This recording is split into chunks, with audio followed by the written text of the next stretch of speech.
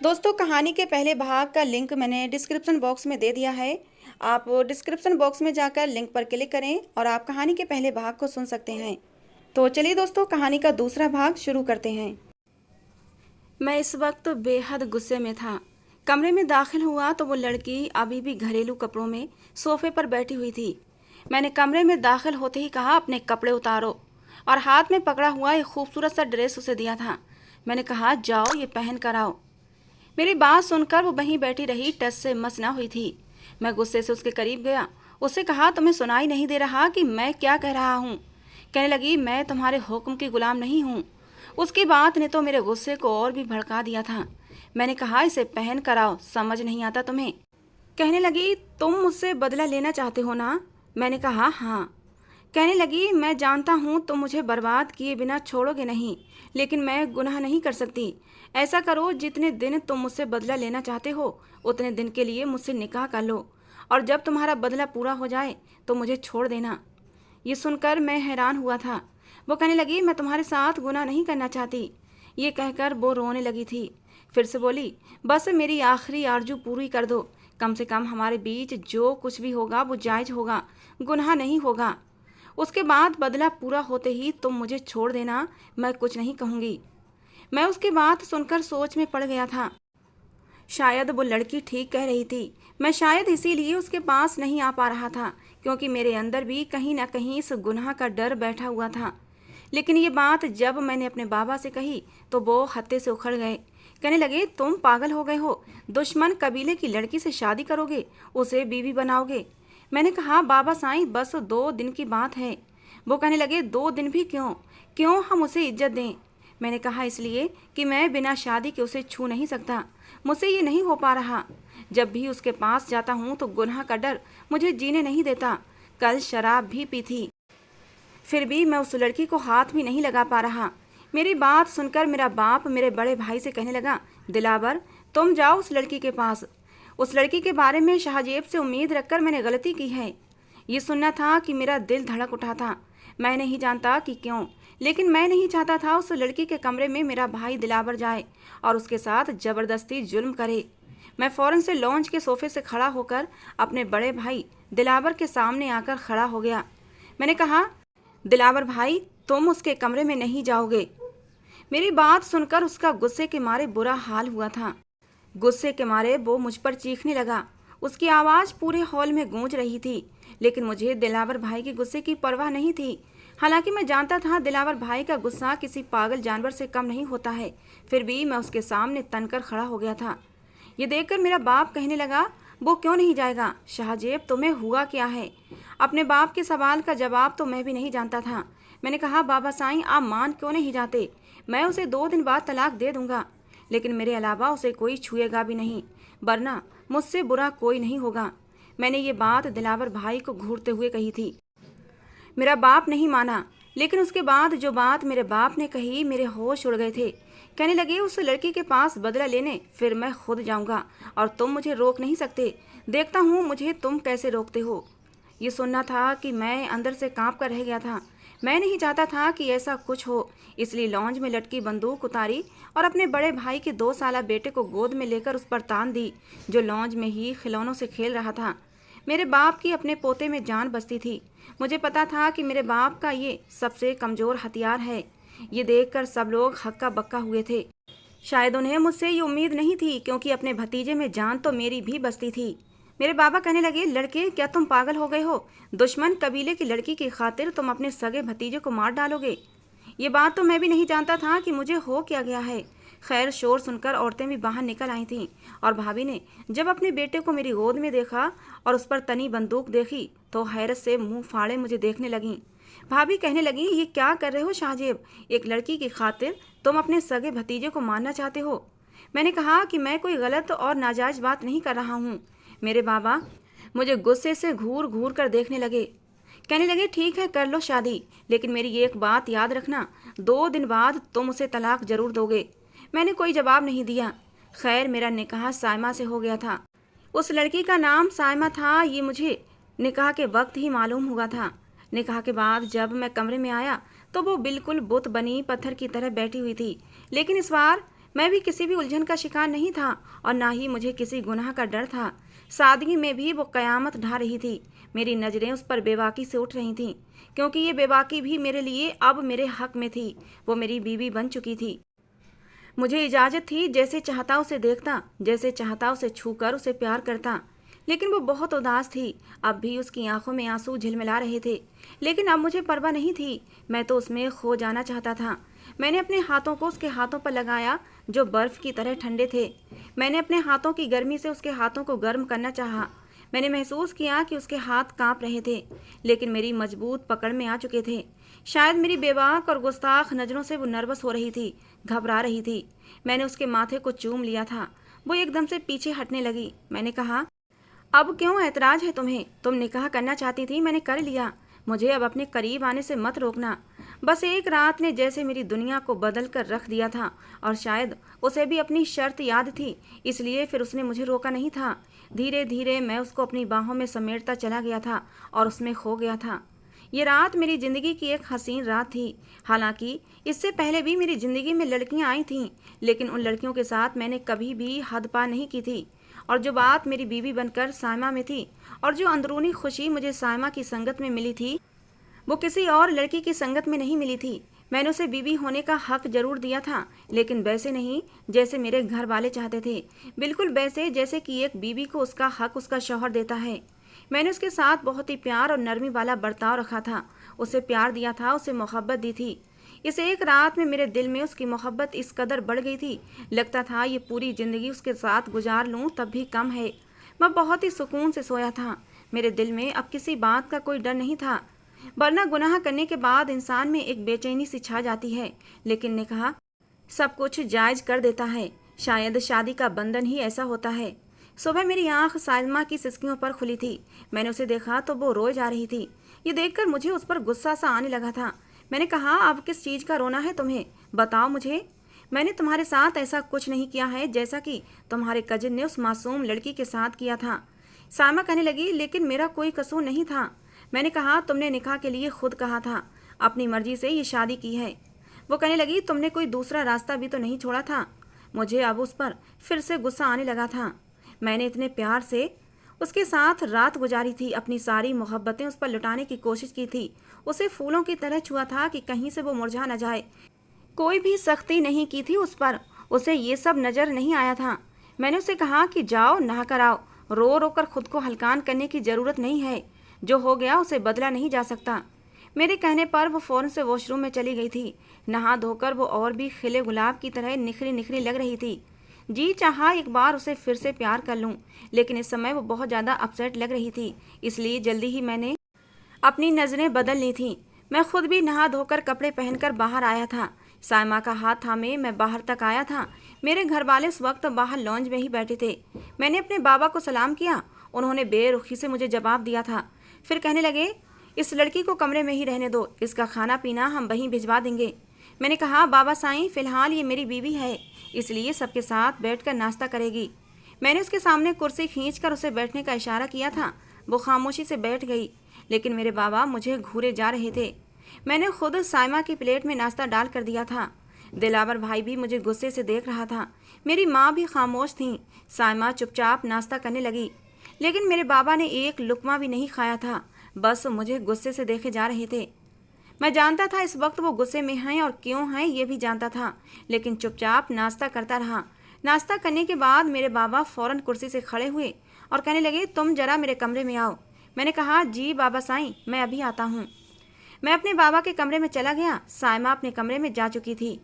मेरे बाबा कहने लगे, शाहजेब, तुम्हें हुआ क्या है? तुम पागल हो गए हो। एक तो तुमने दुश्मन कबीले की लड़की से निकाह किया और फिर उसे हमारे साथ बिठा रहे हो। मेरा खून इस वक्त कितना खौल रहा है मैं तुम्हें बता नहीं सकता। मैंने कहा, बाबा साईं, आप जो चाहते थे वो मैं कर चुका हूँ, लेकिन ज़रूरी नहीं दुश्मन को उसी तरीके से मारा जाए जिस तरह उसने आप पर वार किया था। मेरी बात सुनकर मेरे बाबा मुझे हैरत से देखने लगे। कहने लगे, क्या मतलब है तुम्हारा? मैंने कहा कि ये सब कुछ समझ आ जाएगा। ज़रूरी नहीं कि दुश्मन से वैसा ही बदला लिया जाए जैसा कि उसने हमारे साथ किया है। उसके साथ तो वो बदला लेना चाहिए कि उसकी नस्लें भी याद रखें। हालांकि इस समय मेरे दिमाग में बदले जैसी कोई भी खुराफात नहीं थी। मेरे दिमाग में कहीं से कहीं तक ये नहीं था कि साइमा के बाप हैदर शाह और उसके चाचा जमाल शाह से कैसे बदला लिया जाएगा और उन्हें कैसे तड़पाया जाएगा। बस मेरे दिमाग में ये बात थी कि किसी तरह अपने बाबा का दिमाग थोड़ा सा बदल सकूं, जो गुस्से की वजह से घूमा हुआ था। अगर बाबा साईं थोड़ा और गुस्से में रहते तो वो ज़्यादा दिन तक साइमा को इस घर में बर्दाश्त न करते और साइमा को छोड़ना अब मेरे बस की बात न थी। मेरी बात सुनकर वो कहने लगे, ऐसा क्या है तुम्हारे दिमाग में? मैंने कहा, बाबा अगर आप मेरा साथ दें तो जो कुछ भी मेरे दिमाग में है और जैसी शिकस्त मैं हैदर को देना चाहता हूँ, अगर उसमें कामयाब हो गया तो आप देखिएगा कि ऐसा इनकलाब आता है कि आप सोच भी नहीं सकते। मेरे बाबा कुछ देर चुप हो गए थे। कहने लगे, ठीक है, मैं भी देख लेता हूँ तुम क्या करना चाहते हो। मैंने कहा, बाबा आप आज के बाद वही करेंगे जो मैं आपसे कहूँगा। अगर आप मेरी बात मानेंगे तो मेरा आपसे वादा है, मैं हैदर और उसके भाई को बड़ी गहरी चोट दूंगा जो उसे जिंदगी भर याद रहेगी। मेरे बाबा साईं मुस्कुराने लगे। कहने लगे, यकीनन तुमने कुछ अच्छा ही सोचा होगा, मुझे तुम पर विश्वास है। ठीक है, तुम जैसा चाहोगे मैं वैसा ही करूँगा। लेकिन जब मैंने अपनी अगली बात अपने बाप को बताई तो वो गुस्से से खड़े हो गए। कहने लगे, ये सब मैं नहीं कर सकता। मैंने कहा, बाबा आपने वादा किया है। कहने लगे, शाहजेब मैं नहीं जानता था कि तुम क्या चाहते हो, लेकिन ये मेरे लिए बहुत बड़ी बात है। मैंने कहा, आजमाइश के बाद फल भी उतना ही अच्छा मिलता है, मुझ पर भरोसा रखें। मैंने अपने बाप से कहा था कि वो साइमा के साथ अपना व्यवहार एक बाप की तरह रखें। ये सुनकर वो हैरान हुए थे, लेकिन खैर मेरे समझाने पर मान भी गए थे। मैं जानता था मेरे बाबा दिल के बहुत अच्छे हैं। 2 दिन मैंने साइमा की संगत में गुजारे थे, लेकिन वो अब भी चुप थी। मुझे मेरे हक पर रोकती नहीं थी और मैं उसे अपनी मोहब्बत में सैराब कर देना चाहता था। कहना तो नहीं चाहिए, लेकिन सच यही था कि मुझे साइमा से मोहब्बत हो गई थी। जैसे जैसे मैं उसके करीब रहता वैसे वैसे मेरे दिल में वो घर करती जा रही थी। 2 दिन बाद उसका पुराना आशिक जेल से निकल चुका था। आते ही उसने फिर से हंगामा शुरू कर दिया था। एक पंचायत बिठाई थी कि जब कसूर हैदर के भतीजे रिहान का था तो फिर साइमा के साथ ज्यादती क्यों की गई। हैदर के भाई जमाल शाह की बेटी को क्यों नहीं उठाया गया। अब मैं उसे क्या कहता कि पहली ही नज़र में साइमा मेरे दिल में उतर गई थी। मैं कैसे कहता कि वो जमाल की बेटी को बदले के लिए लाता, लेकिन मोहब्बत कर बैठा था साइमा से। उसकी आंखों में देखा था और आंखें चार होते ही अपना दिल उसे दे बैठा था। उसके साथ ज्यादती इसलिए नहीं कर सका कि ये मेरी मर्दानगी के खिलाफ बात थी। मैं कैसे किसी औरत के साथ बदसलूकी करूं। निकाह का मशवरा उसी ने दिया था, लेकिन मुझे यह यकीन है अगर वो निकाह का ना कहती तो मैं उस रात उसे छू नहीं सकता था। मेरे दिमाग में निकाह की बात नहीं थी, लेकिन यह भी पता था कि मैं उसे कुछ कह नहीं सकता। लेकिन जब उसने निकाह का नाम लिया तो मेरे दिल के अंदर तभी से एक नया ख्याल आने लगा था। मैंने कहा, जब लड़की खुद ही राजी है तो मैं क्यों पीछे हटूं। पंचायत में मैंने अपने बाप के साथ गया था। वहाँ ऐसी बात बन जानी थी जिससे हम 2 कबीलों को सरपंच की बात मानना पड़ती। एक तरफ हैदर के कुछ लोग बैठे थे जिसमें साइमा का मंगेतर भी था, उसके बाबा और बड़े बुजुर्ग भी थे, और दूसरी तरफ मैं था और मेरे बाबा साईं थे। हमारे कबीले के चंद और बुजुर्ग लोग भी थे। सरपंच कहने लगे, कसूर जिसका था सजा उसी की बेटी को क्यों नहीं दी। मैंने कहा, मुझे क्या पता कि स्टेज पर दुल्हन बनी कौन है। उन्होंने कौन सा हमारे कबीले की सरदार की लड़की उठाई थी। उसने हमारे वफादार गुलाम की लड़की उठाई थी, क्योंकि उनके हाथ बही आई थी, इसलिए मेरे हाथ जो आई मैंने भी बही उठा ली। मेरी बात सुनकर सरपंच ने कुछ जज होते हुए मुझे देखा था, क्योंकि मेरी बात गलत नहीं थी। कहने लगा, हो गया तुम्हारा बदला पूरा, इसलिए अब लड़की को छोड़ दो। मैंने कहा, कैसे छोड़ दूं? मेरे निकाह में है, मेरी बीबी है, उसने अपनी मर्जी से मुझसे निकाह किया है। ये सुनना था कि साइमा का मंगेतर आग बबूला हो गया। कहने लगा, झूठ बोल रहा है साला, कोई निकाह नहीं किया इसने। ये कमीना झूठ बोल रहा है और साइमा इससे निकाह कर ही नहीं सकती। ये कमीना झूठ बोलता है। मैंने कहा, इसको बोलो जवान संभाल कर बात करे। अगर रिश्ते के एतबार से देखा जाए तो मैं इस कबीले का दामाद हूँ और रिश्ते में ये मेरा साला लगता है, मैं इसका नहीं। दोबारा मुझे साले की गाली दी तो मुंह तोड़ के रख दूंगा। सरपंच ने कहा, दोनों अपने लिहाज में रहो। फिर सरपंच बोले कि लड़की को बुलाओ, उससे पूछे जाएगा कि क्या उसने ये निकाह खुद अपनी मर्जी से किया है। मैंने कहा, हाँ पूछ लें। मेरे मुतमईन अंदाज पर हैदर और साइमा का मंगेतर परेशान दिखाई दे रहे थे। कुछ देर में ही साइमा वहाँ आ गई थी। जैसे ही उसने अपने मंगेतर की तरफ देखा तो उसकी आंखों से आंसू टपकने लगे थे। मैं फौरन से खड़ा हो गया। वो हमारे ही ड्राइवर के साथ आई थी। मैंने उसका हाथ पकड़ा और सरपंच के सामने बिठा दिया। मैंने कहा, साइमा हाँ या ना में जवाब देना। मेरे कहने का अंदाज बहुत सख्त था। मैंने कहा, मुझसे निकाह का मशवरा किसने दिया था? किसने कहा था कि मुझसे निकाह कर लो? कहने लगी, मैंने। उसका मंगेतर तो ये बात सुनकर फ़ौरन से खड़ा हो गया। कहने लगा, सायमा, क्या ये सच कह रहा है? इससे पहले कि सायमा कुछ और कहती, मैंने कहा, तुम्हें सुनाई नहीं दे रहा उसने क्या कहा है? कि उसने ही मुझसे निकाह का मशवरा दिया था। मुझे निकाह उसने अपनी मर्जी से किया था। बस हो गई गवाही। ये कहकर मैंने उसके साथ आने वाली नौकरानी से कहा कि जाओ, मैडम साहिबा को बड़ी इज्जत से गाड़ी में बिठाओ, मैं अभी थोड़ी देर में आता हूँ। फ़ौरन ही सायमा का मंगेतर खामोश हो गया था और ये सुनकर सायमा के बाप हैदर शाह की रंगत लाल पड़ी थी। उसका मंगेतर यूं था जैसे कोई हारा हुआ खिलाड़ी हो, चुपचाप खड़ा हुआ था, जैसे उसके पास बोलने के लिए अब कुछ बचा ही ना हो। मैंने कुछ छोड़ा ही कब था, सब कुछ मेरे सोचे समझे प्लान के अनुसार हुआ था। सरपंच ने कहा कि देखिए, अगर आपकी बेटी ने निकाह ना किया होता तो हम कहते कि हो गया बदला पूरा और आपकी बेटी आपके हवाले कर दी जाती। लेकिन यहाँ तो मामला ही अलग है। वो आपकी बेटी से निकाह कर चुका है और जब तक वो उसके निकाह में है हम कुछ नहीं कर सकते। मैंने फातिहाना मुस्कुराहट अपने चेहरे पर सजाकर उसके मंगेतर को देखा था। वो नजरें झुकाकर वहाँ से चला गया। हैदर शाह तो यूं था कि बेकाबू हुए जा रहा था, लेकिन वो बस गुस्से से उठकर चला गया। लेकिन कहते हैं कि अपने दुश्मन को कभी भी कमज़ोर नहीं समझना चाहिए। मैंने भी यहीं पर आकर गलती की थी। मेरी अपनी तो कोई सगी बहन न थी, लेकिन मेरी एक फूफो जाद थी। फूफा के मरने के बाद मेरी फूफो और उनकी बेटी हमारे घर पर ही रहते थे। मैं तो उसे छोटी बहनों की तरह मानता था और बहुत ही कम उम्र और बहुत ही प्यारी सी थी। अभी अभी स्कूल के बाद कॉलेज जाना शुरू किया था। मैं सायमा के दिल में जगह बनाने की कोशिश कर रहा था। एक दिन वो कहने लगी, 4 दिन गुजर चुके हैं, तुम मुझे कब आज़ाद करोगे? उसकी बात सुनकर मैंने उसका थाम कर उसे अपने करीब किया था। मैंने कहा, कभी भी नहीं। ये सुनकर वो मुझे हैरत से देखने लगी। उसने खुद को मुझसे दूर करना चाहा, लेकिन मेरी मजबूत पकड़ के आगे बेबस हो गई। कहने लगी, तुमने खुद कहा था कि तुम बदला लेना चाहते हो। मैंने कहा, हाँ, तो मैं बदला ही लेना चाहता था, लेकिन तुमने ही कहा कि निकाह कर लो और मैंने कर लिया। कोई गुनाह थोड़ी किया है, तुमसे निकाह किया है, तुम मेरी हो, मैं भला तुम्हें क्यों छोड़ूंगा? मेरी ये बात सुनकर उसके चेहरे की रंगत उड़ी थी। कहने लगी, तुमने धोखा दिया है मुझे। 3 दिन की सज़ा काफ़ी नहीं थी कि मेरे लिए तुम हमेशा के लिए मुझे इस घर की सज़ा देना चाहते हो? उसकी बात सुनकर मैं तब के रह गया था। मैंने कहा, सज़ा? कैसी सज़ा? मैं 4 दिन से तुमसे मोहब्बत कर रहा हूँ और आगे भी मेरा सिर्फ तुमसे मोहब्बत करने का इरादा है। मैंने तुम्हें कोई सज़ा नहीं दी है, एक पल के लिए भी नहीं दी। उसने अपना आप मुझसे छुड़वाया था। कहने लगी, धोखेबाज हो तुम।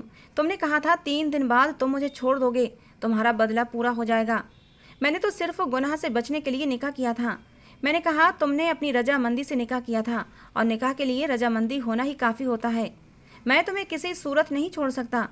वो कहने लगी, 4 दिन मेरे साथ ज्यादती करके चैन नहीं मिला। मैंने कहा, मैंने तुमसे कोई भी बदला नहीं लिया। जाकर आईना देखो, मेरी संगत में रहकर पहले से ज़्यादा हसीन हो गई हो। मेरे शौक जुमले पर वो तिल मिलाकर रह गई थी। कहने लगी, मुझे तलाक चाहिए, अभी के अभी मुझे तलाक दो। मैंने कहा, बेगैरत नहीं हूँ कि अपनी बीवी को छोड़ दूँ। हमारी बीवी हमारी गैरत होती है और अब तुम मेरी इज्जत और गैरत हो। हम पठान मर जाते हैं या मार देते हैं, लेकिन अपनी इज्जत अपनी गैरत नहीं छोड़ते। वो कहने लगी, शर्म नहीं आती? सरदार के बेटे होकर अपनी जबान और बात पर कायम नहीं हो।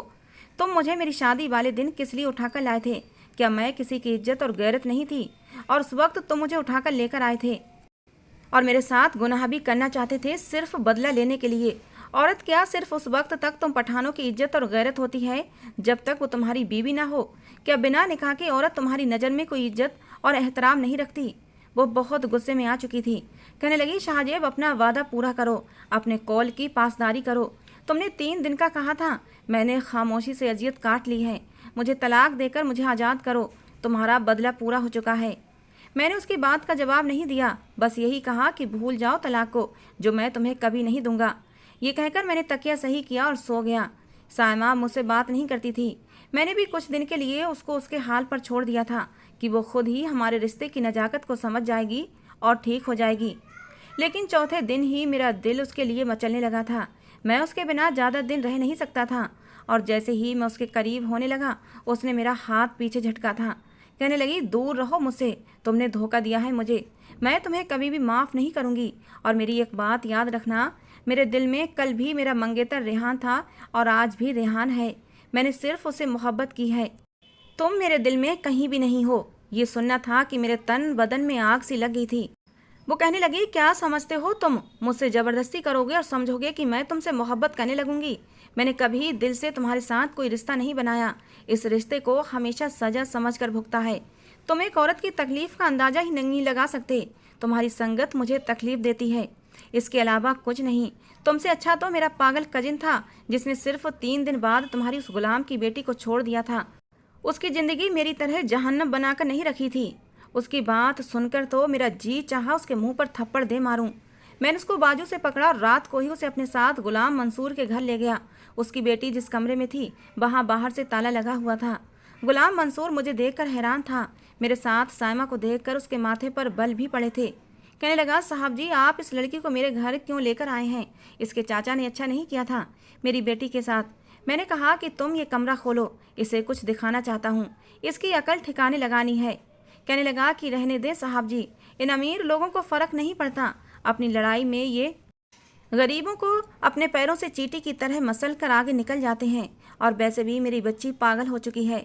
अगर मैंने दरवाज़ा खोला तो उसके हाथ में जो आएगा वो मार देगी। साहब जी, मैं नहीं चाहता मेरी बेटी आपके साथ कोई बदतमीजी करे। मैंने कहा, गुलाम मंसूर, चाबी दो।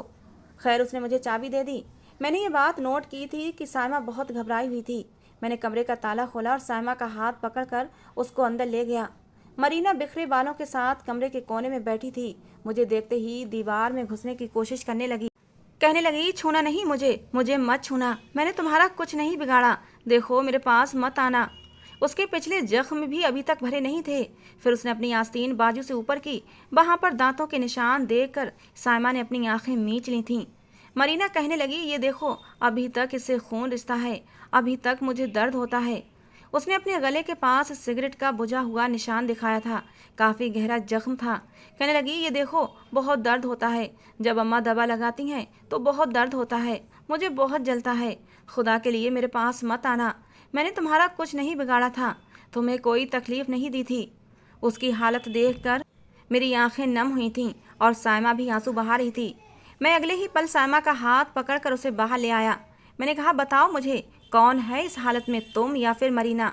वो चुप हो गई, लेकिन जो बातें उसने मुझसे कही थी मेरे दिल में किसी खंजर की तरह से चुभ गई थीं।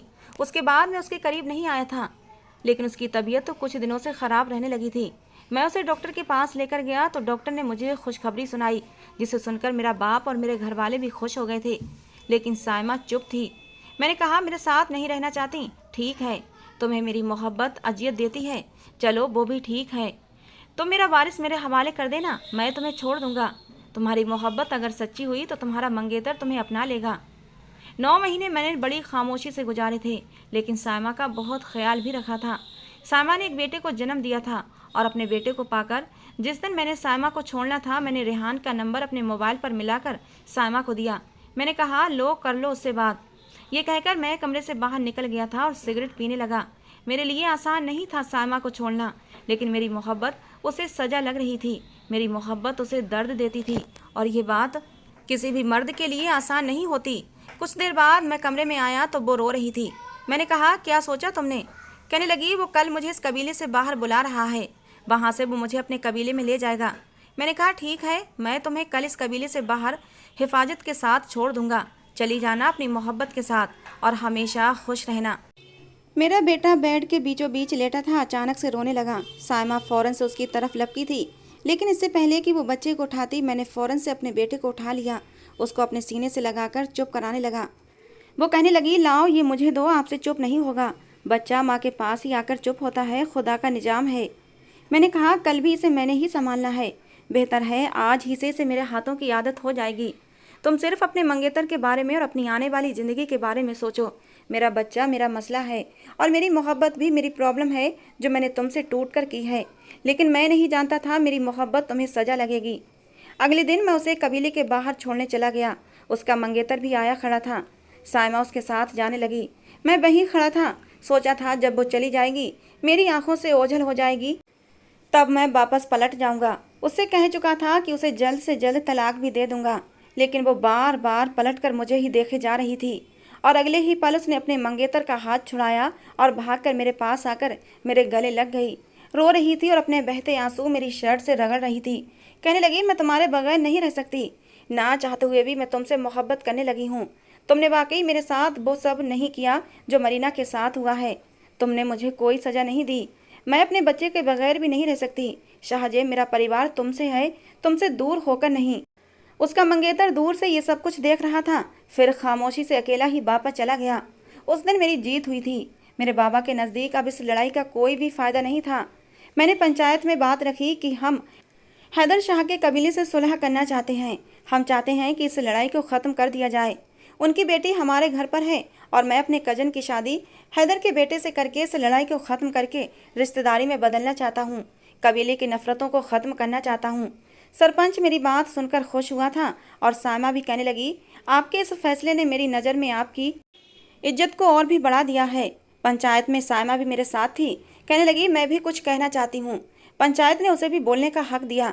सायमा अपने मंगेतर के पास बढ़ी और कहने लगी, रेहान, मैं मानती हूँ मैं तुमसे मोहब्बत करती थी और तुम भी मुझसे मोहब्बत का दम भरते थे, लेकिन रेहान, ये तुम्हारी कैसी मोहब्बत थी कि तुमने मरीना की ज़िंदगी बर्बाद करने से पहले मेरे बारे में ना सोचा और ना ही उस लड़के के बारे में सोचा। तुमने उसकी ज़िंदगी बर्बाद कर दी। उसकी हालत देखी है तुमने। किसी के भी आंखों में आंसू आ जाएंगे। अगर तुम्हें मुझसे मोहब्बत थी तो तुम किसी दूसरी लड़की की तरफ आंख उठाकर भी नहीं देखते, लेकिन तुमने मरीना के साथ जुल्म करते हुए एक बार भी नहीं सोचा कि तुम मुझसे मोहब्बत करते हो और मेरे साथ नाइंसाफ़ी कर रहे हो। सायमा की बात सुनकर रेहान की नज़रें झुक गई थीं। सायमा कहने लगी, रेहान, अगर तुम्हारे अंदर जरा सी भी इंसानियत बची है तो तुम मरीना से निकाह कर लो। मुझे विश्वास है कि तुम उसे प्यार दोगे तो मरीना धीरे धीरे ज़िंदगी की राह पर लौट आएगी।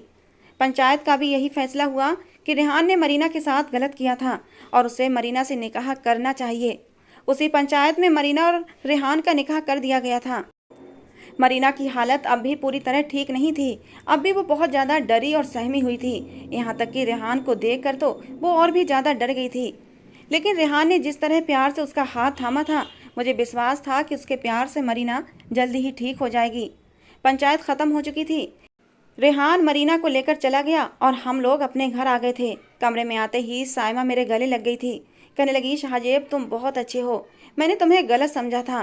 तुम्हारा प्यार सिर्फ और सिर्फ मेरे लिए है, किसी और के लिए नहीं। मैंने सायमा को अपने साथ लगा लिया।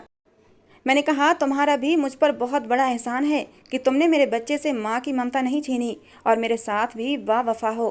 आगे हमारी ज़िंदगी में खुशियों के रंग बिखरने वाले थे, जहाँ गम की कोई परछाई न थी। दोस्तों, कहानी कैसी लगी ज़रूर बताना। पसंद आई हो तो प्लीज़ लाइक करना।